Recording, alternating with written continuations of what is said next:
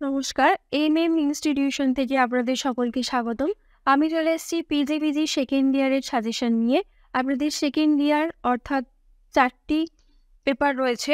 পঞ্চম পেপারে রয়েছে আপনাদের প্রবন্ধ সাহিত্য এবং শরীরবিজ্ঞান। এই পঞ্চম পেপারের আজকে সাজেশনটি আমরা প্রেজেন্ট করব। প্রথমেই বলে রাখি 5 ইয়ার্স কোয়েশ্চেন অনুযায়ী আপনাদের সাজেশন করা হয়েছে। আমাদের গত 2 বছর পরীক্ষা ছিল অনলাইনে, সেই জন্য সাজেশন করা খুবই কষ্টকর এবং যেহেতু হিউজ সিলেবাস, সেই জন্য সাজেশন করা আমাদের পক্ষে খুবই ডিফিকাল্ট। তাও আমরা 5 ইয়ার্স কোয়েশ্চেন অনুযায়ী সাজেশন করেছি। পঞ্চম পত্র, প্রবন্ধ সাহিত্য এবং শৈলীবিজ্ঞান, বিভাগ ক, বিভাগ খ এবং বিভাগ গ, এই 3টে বিভাগে আপনাদের প্রশ্ন আসবে। প্রথম বিভাগে থাকবে 2টি প্রশ্ন 18 নম্বর করে 36 মার্কসের, এবং বিভাগ খতে থাকবে 2টি প্রশ্ন 12 নাম্বার করে 36 নাম্বারের, এবং বিভাগ গতে থাকবে 4টি প্রশ্ন 7 নাম্বার করে। প্রথমেই আমরা আলোচনা করব বিভাগ ক নিয়ে। বিভাগ কয়ে যে সমস্ত সাজেশনগুলি করা হয়েছে, 18 নম্বরের আপনাদের 2টি প্রশ্ন এখান থেকে আসবে। প্রথম প্রশ্নটি হলো, সুখ না দুঃখ প্রবন্ধে রাবেন্দ্র সুন্দর ত্রিবেদীর যে বিশেষ মনোভঙ্গি প্রকাশ পেয়েছে তার স্বরূপ পর্যালোচনা করুন। অথবা দর্শন এবং সাহিত্যের প্রেক্ষিতে রাবেন্দ্র সুন্দর ত্রিবেদী সুখ ও দুঃখের যে সব নির্ধারণ করেছেন তার পরিচয় দিন। সুখ না দুঃখ প্রবন্ধ অবলম্বনে সুখ এবং দুঃখবাদীদের যুক্তিগুলি রাবেন্দ্র সুন্দর ত্রিবেদীর অনুসরণ করুন। অথবা এর সাথে আরও প্রশ্ন রয়েছে, কমেডির হাস্য এবং ট্র্যাজেডির অশ্রুজল দুঃখের তারতম্যের উপর নির্ভর করে পঠিত প্রবন্ধ অবলম্বনে এই উক্তির তাৎপর্য বুঝিয়ে দিন। এটি ইয়েলো মার্কিং করা আছে। ইয়েলো মার্কিং করার কারণ হলো আমাদের সাজেশন থেকে লাস্ট ইয়ারে এই কোশ্চেনটি পড়েছিল, এবং গ্রিন মার্কিং করা কোশ্চেন দেখতে পাচ্ছেন যেটি আপনাদের 22-23 সেশনে পড়ে গেছে। এই যে প্রশ্নটি দেওয়া হয়েছে 1 নম্বর প্রশ্ন, এখানে প্রবন্ধ সাহিত্য থেকে দেওয়া হয়েছে, বিশেষ করে রাবেন্দ্র সুন্দর ত্রিবেদীর যে প্রবন্ধ রয়েছে সেখান থেকে প্রশ্নগুলি দেওয়া হয়েছে। পরবর্তী প্রশ্ন, প্রসঙ্গত পঞ্চভূত অবলম্বনে পাঞ্চভৌতিক সভার সদস্যদের পরিচয় দিন। নেক্সট কোয়েশ্চেন হলো, মানুষের সৌন্দর্য বৃদ্ধির বিকাশ কিভাবে ঘটেছে? মানুষের সৌন্দর্য বুদ্ধির বিকাশ কিভাবে ঘটেছে? রাবেন্দ্র সুন্দর ত্রিবেদীর সৌন্দর্য বুদ্ধি অবলম্বনে তা পরিস্ফুট করুন। নেক্সট 2 নম্বর কোয়েশ্চেন রয়েছে, কমিউনিজম সেই বৃক্ষের ফল, ইন্টারন্যাশনাল সেই বৃক্ষের ফল প্রসঙ্গ উল্লেখ করে পঠিত প্রবন্ধ অবলম্বনে মন্তব্যটির তাৎপর্য বিষয় ব্যাখ্যা করুন। 3 নম্বর প্রশ্ন হলো, প্রকরণবাদী সমালোচনা বা রাশিয়ান ফর্মালিজম সম্পর্কে আলোচনা করো। অথবা এর সাথে আরও একটি প্রশ্ন রয়েছে, কবিতার শৈলী কিভাবে বিচার করা যায় দৃষ্টান্ত সহ বুঝিয়ে দিন। এই প্রশ্নটিও 2022-23 সেশনে আমাদের সাজেশন থেকে পড়েছিল। পরবর্তী প্রশ্ন, তৃতীয় সাম্যাবতার রুশপঠিত প্রবন্ধ অবলম্বনে বঙ্কিমচন্দ্রের এই উক্তির নিহিতার্থ বিশ্লেষণ করুন এবং বাকি 2 সাম্যাবতারের পরিচয় দিন।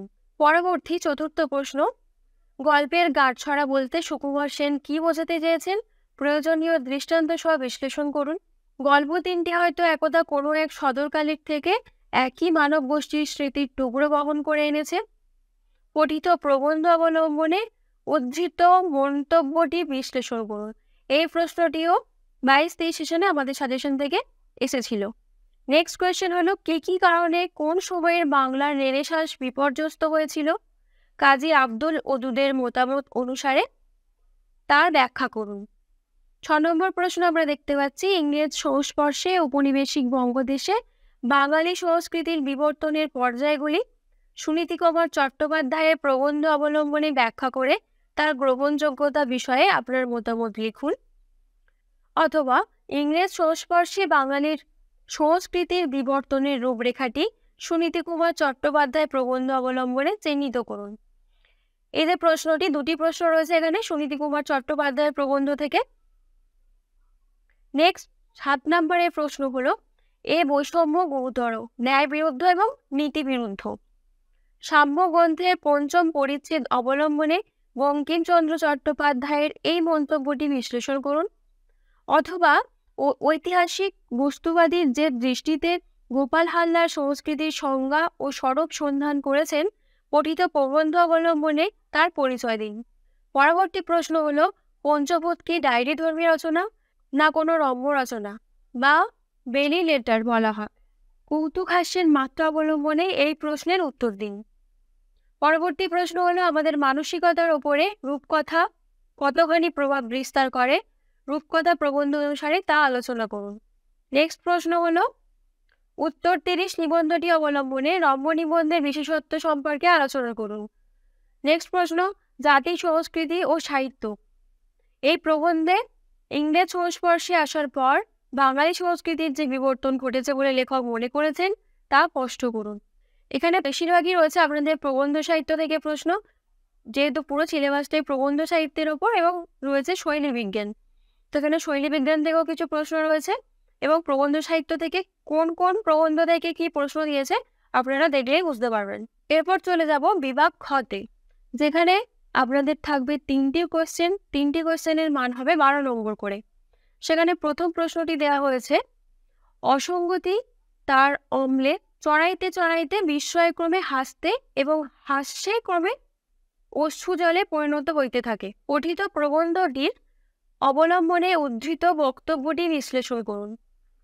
অথবা কমেডির হাস্য এবং ট্র্যাজেডির অশ্রুজল দুঃখের তারতম্যের ওপর নির্ভর করে পঠিত প্রবন্ধ অবলম্বনে মন্তব্যটি যথার্থতা উপযুক্ত দৃষ্টান্ত সহ নির্ণয় করুন।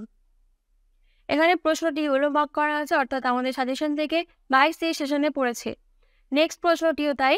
2 নম্বর প্রশ্নটি হলো, অপঠিত প্রবন্ধ অবলম্বনে রাবেন্দ্র সুন্দর ত্রিবেদীর সৌন্দর্য ভাবনার মূল সূত্রগুলি আলোচনা করুন।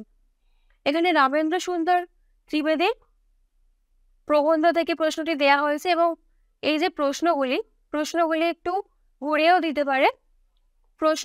যে প্রশ্নগুলি 12 নম্বরে পড়েছে সেই প্রশ্নগুলি আপনাদের 18 নম্বরে আসতে পারে, এবং 18 নম্বরে যে প্রশ্নগুলি দিয়েছে সেই প্রশ্নগুলি 12 নম্বরেও আসতে পারে।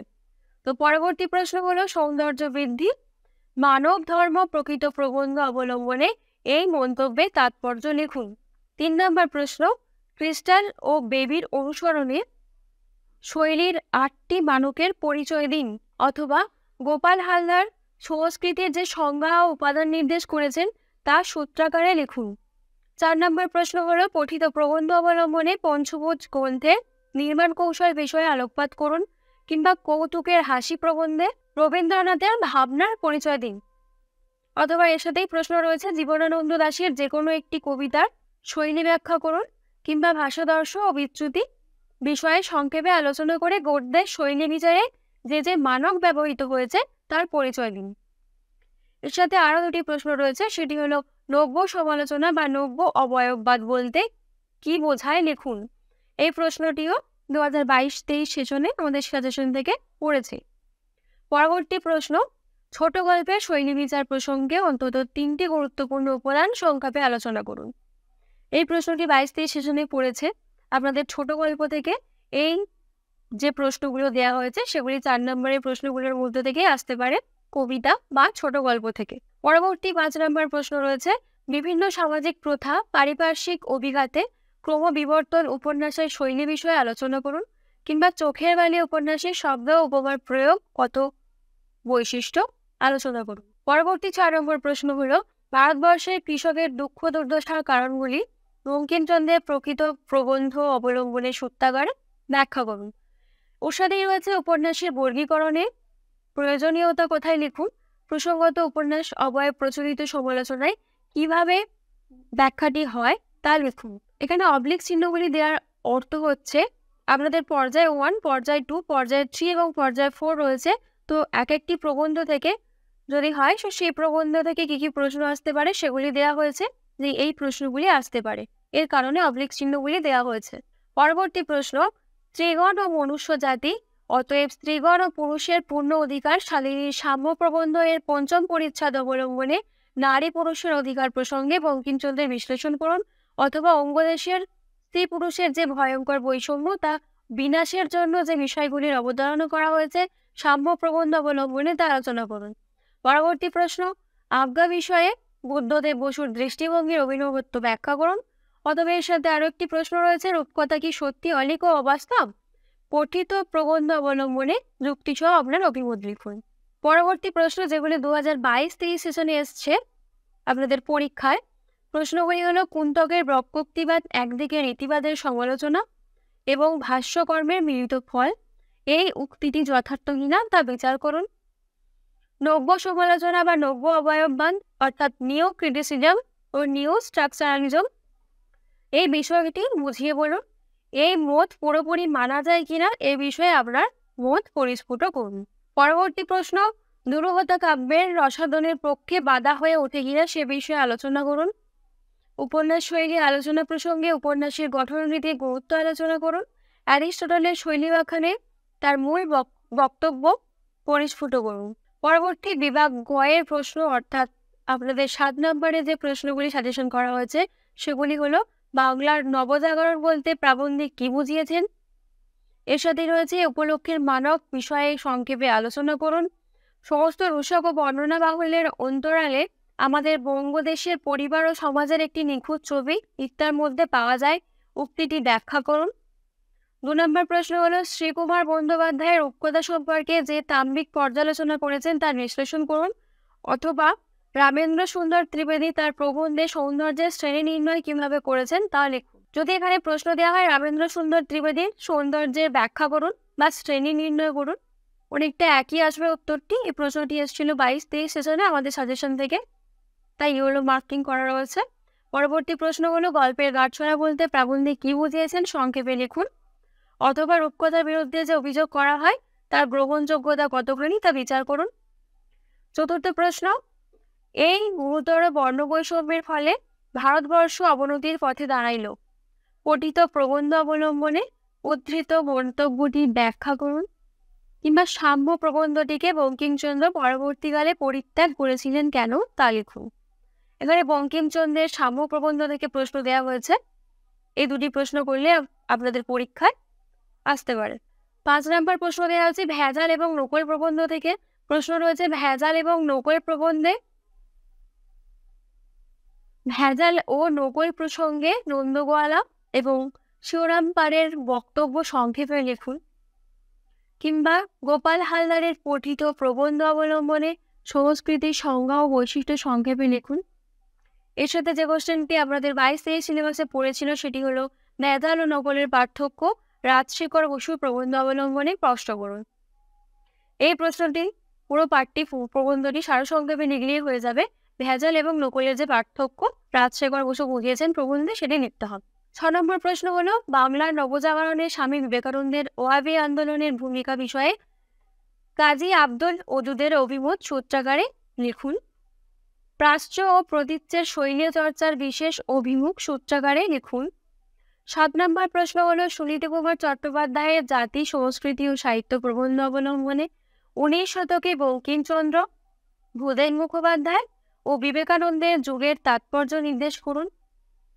এর সাথে আরো একটি প্রশ্ন রয়েছে সংজ্ঞা, সংস্কৃতির সংজ্ঞা ও উপাদান সম্বন্ধে গোপাল হালদারের অভিমত, পঠিত প্রবন্ধ অবলম্বনে আলোচনা করুন।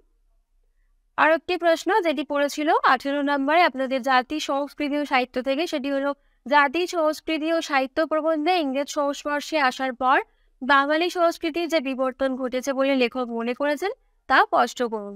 এই প্রশ্নটি আপনাদের 12 নম্বরে আসতে পারে। 8 নম্বর প্রশ্ন হলো আড্ডার সড়ক বিষয়ে বুদ্ধদেব বসুর ভাবনা পঠিত নিবন্ধ অবলম্বনে বুঝিয়ে দিন। কিংবা পরাগ মণ্ডলের মধ্য দিয়ে বঙ্কিমচন্দ্র বঙ্গদেশের কৃষকদের যে দুরবস্থা বর্ণনা করেছেন তার সংক্ষিপ্ত পরিচয় দিন।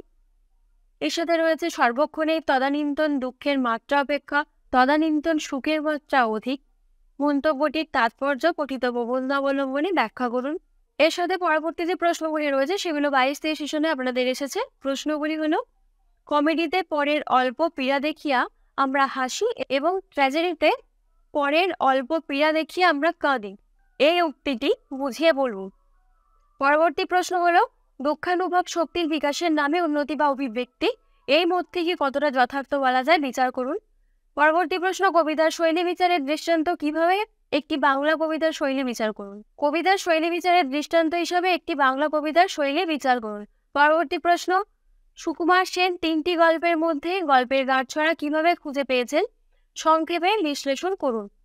কাজী আব্দুল ওদুদ রেনেসাঁ সম্পর্কে বাংলার তথা ভারতের মুসলিম সম্প্রদায়ের দৃষ্টিভঙ্গি যে বিশ্লেষণ করেছেন তা বুঝিয়ে বলুন।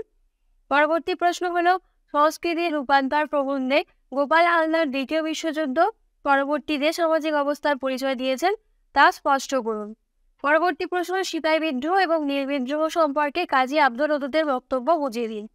বলে রাখি, এখানে কিছু প্রশ্ন হয়তো গ্রিন মার্কিং করা প্রশ্নগুলো আপনাদের 22-23 সেশনে পড়েছে, কিন্তু এর মধ্যেও হয়তো কিছু প্রশ্ন থাকতে পারে যেগুলি আমাদের সাজেশন থেকে পড়েছে। আপনারা ওয়েবসাইটে গিয়ে আমাদের PDF কালেক্ট করবেন এবং আমাদের ওয়েবসাইটে কিছু স্যাম্পেল পেপার দেওয়া হয়েছে যেখানে প্রশ্ন এবং উত্তর রয়েছে। সেখানে আমাদের ওয়েবসাইটে গিয়ে আপনারা প্রশ্ন এবং উত্তর যে স্যাম্পেল সেটি সংগ্রহ করতে পারেন এবং কোনো কোয়ারিজ থেকে থাকলে স্ক্রিনে দেওয়া নাম্বারে অবশ্যই যোগাযোগ করবেন। এছাড়াও আরও বলে রাখি, আমাদের সেন্টার থেকে নোটস দেওয়া হচ্ছে পিজিবিজি দ্বিতীয় বর্ষে। আপনারা যদি কেউ নোটস কালেক্ট করতে চান অবশ্যই এই নাম্বারে যোগাযোগ করবেন, আপনাদের সব কিছু বিস্তারিত জানিয়ে দেওয়া